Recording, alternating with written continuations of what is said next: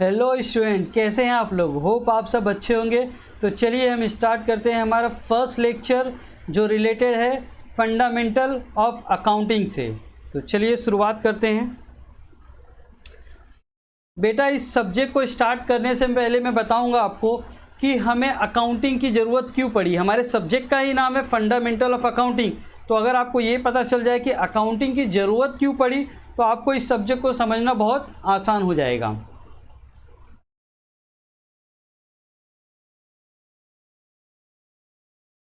देखिए बेटा, अगर कोई भी बिजनेस है, अगर कोई भी बिजनेस है, बिजनेस का मेन मोटिव क्या होता है। मुझे पता है बहुत जन का आंसर आ रहा होगा, सर बिजनेस करते हैं प्रॉफिट कमाने के लिए। ठीक है बेटा, ये प्रॉफिट कैसे कैलकुलेट होता है, इसका भी आंसर आई थिंक सब स्टूडेंट मुझे करेक्ट ही बताएंगे कि प्रॉफिट कैलकुलेट होता है सर अगर हम सेल्स माइनस एक्सपेंसेस,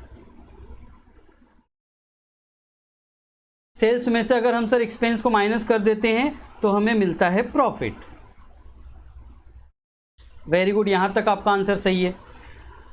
अब ये जो प्रॉफिट होता है बेटा, ये प्रॉफिट कितना इंपॉर्टेंट होता है आपको पता है।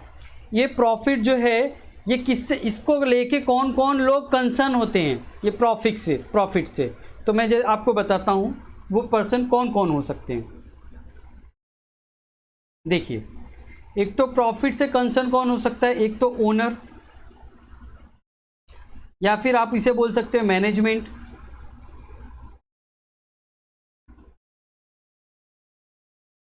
ठीक है, या फिर आप बोल सकते हो यहाँ पे इसे शेयर होल्डर भी बोल सकते हो।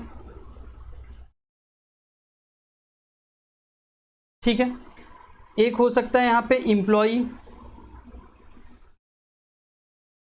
अच्छा, ओनर क्यों कंसर्न होगा, बिकॉज उसकी कंपनी है, वो कितना प्रॉफिट या लॉस कमा रहा है उसको पता होना चाहिए।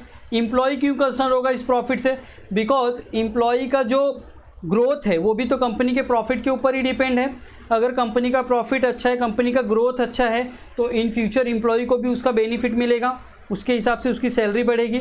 तो इसके लिए एम्प्लॉय के लिए भी ये इंपॉर्टेंट हो जाता है। या फिर मैं यहाँ बोल सकता हूँ आपको क्रेडिटर्स बोल सकता हूँ, क्रेडिटर्स, या फिर आप इसको सप्लायर भी बोल सकते हो, जिससे हम गुड्स को परचेस करते हैं क्रेडिट पे, वो हो गया। या फिर सप्लायर कैश या क्रेडिट पे आप परचेस करो। आप कस्टमर भी बोल सकते हो यहाँ पे, या डेटर्स बोल सकते हो।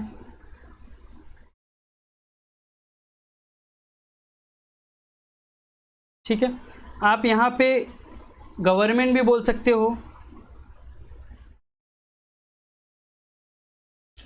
गवर्नमेंट क्यों इंपॉर्टेंट है यहाँ पे हमारे प्रॉफिट से, बिकॉज गवर्नमेंट को क्या मिलने वाला है, वहाँ पे टैक्स मिलने वाला है। तो हमारा प्रॉफिट करेक्ट होना चाहिए, इसके लिए गवर्नमेंट भी उससे कंसर्न है। और एग्जांपल में आ सकता है यहाँ पे इन्वेस्टर आ सकते हैं। इन्वेस्टर्स का मतलब जो आपके बिजनेस में पैसे इन्वेस्ट करते हैं, जैसे डिबेंचर होल्डर। यहाँ पे मैं और एग्जांपल दूँ तो आपको मैं बैंक भी बोल सकता हूँ, बिकॉज अगर आपको बैंक से लोन लेना है तो वो आपके प्रॉफिट को ही पहले देख के कि आप उनका पैसा रीपे कर पाओगे कि नहीं, आपके बिज़नेस में कितना प्रॉफिट है, आपकी बिज़नेस की स्टेबिलिटी क्या है, उसके बेसिस पे ही वो आपको लोन देंगे। तो यहाँ पे बेटा अगर मैं लिस्ट आपको बताते जाऊँगा तो बहुत बड़ी लिस्ट निकल आएगी। समझ में आ रहा है कि ये प्रॉफिट से कितने जन कंसर्न होते हैं। तो इसका मतलब तो अभी तक आपको ये समझ में आ गया होगा कि ये जो प्रॉफिट फिगर है, ये प्रॉफिट ये कितना इंपॉर्टेंट होता है। ठीक है, इसके इंपॉर्टेंस को आपको यहाँ पे समझ में आ गया। अब मैं आपको ये बताऊँगा यहाँ पे कि ये जो लिस्ट मैंने आपको ऑलरेडी बताई है ये इनसे कंसर्न है, और ये प्रॉफिट हमारा करेक्ट होना चाहिए बिकॉज इससे बहुत जन जुड़े हुए हैं। ठीक है, तो आपको नहीं लगता कि ये प्रॉफिट कैलकुलेट करने का जो मेथड है वो थोड़ा सिस्टमेटिक होना चाहिए, उसके ऊपर कुछ रूल्स एंड रेगुलेशन होनी चाहिए, ताकि जो प्रॉफिट हम कैलकुलेट करें वो करेक्ट आए, और हर एक बिजनेस में जो प्रॉफिट कैलकुलेशन का जो मेथड हो वो सेम हो, ताकि कोई अपने प्रॉफिट को कम ना कर सके या बढ़ा ना सके। जैसे किसी को लोन लेना है तो अपने प्रॉफिट को बढ़ा के बिजनेस में दिखा के लोन भी तो ले सकता है, और बाद में वो लोन रिपे नहीं कर पाएगा, उसने गलत प्रॉफिट दिखाया था, तो बैंक को तो नुकसान हो जाएगा। तो ना ही प्रॉफिट आपका ज़्यादा होना चाहिए, ना ही प्रॉफिट कम होना चाहिए। प्रॉफिट का जो कैलकुलेशन है वो सिस्टमैटिक होना चाहिए, ठीक है। तो इसके लिए प्रॉफिट आपका कैलकुलेशन सही हो, इसके लिए अकाउंटिंग आया, और अकाउंटिंग में बहुत सारे रूल्स एंड रेगुलेशंस है अकाउंटिंग को मेंटेन करने के लिए, ताकि अकाउंटिंग की वजह से जो आप फाइनेंशियल स्टेटमेंट बनाओगे। अब बेटा मैंने फाइनेंशियल स्टेटमेंट बोल दिया, यहाँ पे एक वर्ड यूज़ किया है फाइनेंशियल स्टेटमेंट। बहुत सारे बच्चों को पता नहीं होगा फाइनेंशियल स्टेटमेंट क्या होता है। तो फाइनेंशियल स्टेटमेंट एक सिंपल वर्ड में मैं बताता हूँ, प्रॉफिट एंड लॉस और बैलेंस शीट। आगे चल के इस फाइनेंशियल स्टेटमेंट के डेफिनेशन को मैं और डिटेल में बताऊंगा, but for the time being आप ये समझिए फाइनेंशियल स्टेटमेंट का मतलब होता है प्रॉफिट एंड लॉस अकाउंट और बैलेंस शीट। तो ये कैलकुलेशन एकदम परफेक्ट होना चाहिए, ठीक है। तो हमारे जो लॉ है हमारा, उसमें मैं आपको एक छोटा सा लॉ का रेफरेंस देना चाहूँगा यहाँ पे, कंपनीज एक्ट।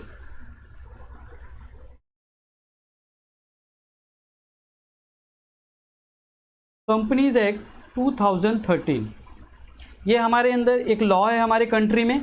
इस लॉ के अंदर जो सेक्शंस है, सेक्शन नंबर 128, 129 से लेके बोल सकते हो आप 133, ये जो सेक्शंस है कंपनीज एक्ट 2013 के, ये कंसर्न है how to maintain books of accounts. Accounts आपको कैसे बनाने हैं, ठीक है। एक तो ये एग्जांपल हो सकता है, और एक होता है अकाउंटिंग स्टैंडर्ड्स, जिसका रेफरेंस आपके सिलेबस में थोड़ा सा है, हम उसकी चर्चा बाद में करेंगे। तो अकाउंटिंग स्टैंडर्ड्स भी एक रूल्स है जो आपको बताता है कि अकाउंट्स आपको कैसे बनाने हैं, ठीक है। आपको लॉ समझ में आ गया, क्या क्या लॉ रिलेटेड है अकाउंटिंग से। यहाँ पे मैंने आपको बता दिया कि प्रॉफिट कितना इंपॉर्टेंट है। तो अब आपको अकाउंटिंग का जो ज़रूरत है वो समझ में आ गया होगा कि इतने लोग, यहाँ पे जो मैंने आपको एग्जांपल दिया है, इतना जो मैंने आपको इतना बड़ा एक एग्जांपल दिया है, इतने लोग हमारे प्रॉफिट से कंसर्न है, तो हमारा अकाउंट्स भी प्रॉपर होना चाहिए, उसके लिए इतने रूल्स एंड रेगुलेशंस भी बनाए।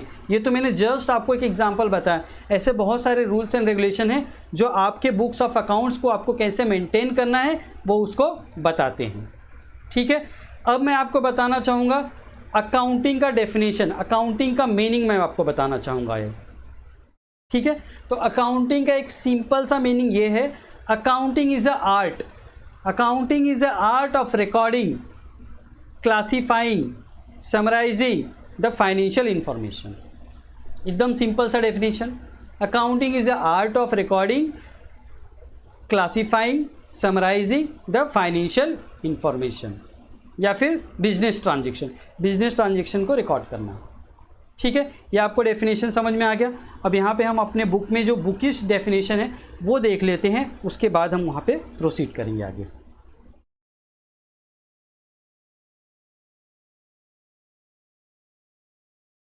देखिए बेटा, आप फाइनेंशियल अकाउंटिंग बोलो या फिर अकाउंटिंग खाली बोलो, इसका मैंने आपको एक छोटा सा डेफिनेशन यहाँ पे दिखा है। Accounting is a art of recording, ये वर्ड इंपॉर्टेंट है बेटा, recording, classifying, summarising business transaction in a significant manner.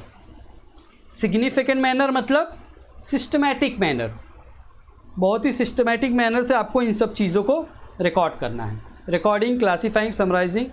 अब ये जो मैंने आपको बताया, recording, classifying, summarising the business transaction, इसको मैं आपको थोड़ा सा डिफाइन यहाँ पे करूँगा, एक एक पॉइंट्स को हम थोड़ा सा डिटेल में यहाँ पे देखेंगे। तो देखिए यहाँ पे मैंने आपको कुछ पॉइंट्स लिख के दिए हैं, देखो क्या है वो, कलेक्शन, आइडेंटिफिकेशन, मेजरमेंट, उसके बाद स्टार्ट होता है हमारा रिकॉर्डिंग। मतलब ये रिकॉर्डिंग जो मैंने आपको यहाँ पे बताया है, इसके स्टार्ट होने से पहले भी कुछ प्रोसेस होता है अकाउंटिंग का। वो क्या होता है, कलेक्शन होता है, आइडेंटिफिकेशन होता है, मेजरमेंट होता है और रिकॉर्डिंग होता है। उसके बाद classification, trial balance, summarising and communication, ये सब चीज़ें आती हैं। आज मैं आपको यहाँ तक वाली चीज़ें बताऊँगा, रिकॉर्डिंग तक। उसके पहले हमें समझना होगा कलेक्शन क्या होता है। कलेक्शन का मतलब देखो बेटा, अकाउंटिंग में हमें क्या रिकॉर्ड करना है, बिजनेस ट्रांजेक्शन। हमें क्या रिकॉर्ड करना है, बिजनेस ट्रांजेक्शन। तो बिजनेस ट्रांजेक्शन कुछ भी हो सकता है। फॉर एग्जांपल मैंने अपने ऑफिस के लिए ये पेन परचेस किया, it is also a business transaction. मैंने ऑफिस के लिए ये पेन परचेस किया, it is a business transaction. अगर आपको इसको रिकॉर्ड करना है, अगर आपको इसको बुक्स ऑफ अकाउंट में रिकॉर्ड करना है, तो सबसे पहले आपको ये प्रोसेस कंप्लीट करना पड़ेगा। ठीक है, जैसे कि मैं आपको बताता हूँ, पहला है कलेक्शन। कलेक्शन का मतलब होता है कि ये जो पेन है, जो आपने पेन परचेस किया है, ठीक है, ये इसका क्या आपके पास डॉक्यूमेंटेशन है कि आपने ये पेन परचेस किया है। तो बेटा आपके पास इसका एक बिल होगा, दुकान से आपने जहाँ से पेन खरीदा है उससे अगर आप डिमांड करोगे तो आपको बिल दे देगा, तो दैट इज़ कॉल्ड कलेक्शन। तो आपको कलेक्शन इंफॉर्मेशन कलेक्ट करना है, जो भी डॉक्यूमेंट जो भी प्रोडक्ट आपने परचेस किया है, या फिर कोई भी बिजनेस एक्टिविटी के लिए कुछ भी हो सकता है वो। जैसे आपने रॉ मटेरियल परचेस किया तो उसके लिए कलेक्शन आप क्या करोगे, बिल्स, परचेस बिल। सेकेंड हमारा पार्ट है बेटा आइडेंटिफिकेशन। आइडेंटिफिकेशन का मतलब क्या होता है, आपको ये फाइंड आउट करना पड़ेगा कि ये जो आपने पेन खरीदा है, पेन परचेस किया है, ये ट्रांजेक्शन जो है, ये जो बिजनेस ट्रांजेक्शन है, ये रेवेन्यू इन नेचर है या फिर कैपिटल इन नेचर है। बेटा आई थिंक रेवेन्यू और कैपिटल का थोड़ा सा आपको नॉलेज होगा, 11th-12th में आपने थोड़ा सा पढ़ा होगा कि जो भी रेवेन्यू ट्रांजेक्शन होते हैं वो प्रॉफिट एंड लॉस में रिकॉर्ड किए जाते हैं, जो भी कैपिटल ट्रांजेक्शन होते हैं वो बैलेंस शीट में रिकॉर्ड किए जाते हैं। ठीक है, तो हमें पता है कि ये रेवेन्यू ट्रांजेक्शन है because it is related to day activity, तो इसे हमें कहाँ पे रिकॉर्ड करना है, प्रॉफिट एंड लॉस में रिकॉर्ड करना है। ठीक है, इसकी चर्चा हम बहुत डिटेल में करेंगे बिकॉज जो रेवेन्यू ट्रांजेक्शन होते हैं, कैपिटल ट्रांजेक्शन होते हैं, हमारे सिलेबस में बहुत डिटेल्स में हैं। ठीक है, नेक्स्ट पॉइंट आता है बेटा मेजरमेंट। मेजरमेंट का मतलब ये है कि आप जो भी बिजनेस ट्रांजेक्शन कर रहे हो आपको उसे मनी टर्म में रिकॉर्ड करना पड़ेगा। मनी टर्म्स में आपको उसको मनी वर्थ जो है वो फाइंड आउट करना पड़ेगा। सपोज़ ये पेन मैंने 100 रुपीज़ का परचेस किया है तो इसकी मनी वैल्यू आ जाएगी 100 रुपीज़ और आपको बुक्स ऑफ अकाउंट में इसे ₹100 पे रिकॉर्ड करना है। ठीक है, अब बात आती है हमारी रिकॉर्डिंग की, और रिकॉर्डिंग का मतलब ये होता है जर्नल एंट्री पास करना। तो हम जर्नल एंट्री पास करके इसको रिकॉर्ड कर देंगे। ठीक है, यहाँ तक बातें आपको आई थिंक समझ में आ गई होगी। अब मैं आपको यहाँ पे बताना चाहूँगा कि ये जो कलेक्शन है, चलो ये तो एक थेरी पार्ट है बिकॉज आपको बिल वगैरह कलेक्ट करना है। जो आइडेंटिफिकेशन है ये चीज़ बहुत इंपॉर्टेंट है, आपके सिलेबस में दिया है कि रेवेन्यू और कैपिटल ट्रांजेक्शन को कैसे आप बाइफरकेट करते हो या फिर कैपिटल और रेवेन्यू ट्रांजेक्शन को आप कैसे फाइंड आउट करते हो। तो ठीक है, तो नेक्स्ट लेक्चर में हम स्टार्ट करेंगे how to find the capital and revenue transaction, उनके जो डिस्टिंग्विश होते हैं, आइडेंटिफिकेशन करना हम अपने नेक्स्ट लेक्चर में सीखेंगे। ठीक है, चलो।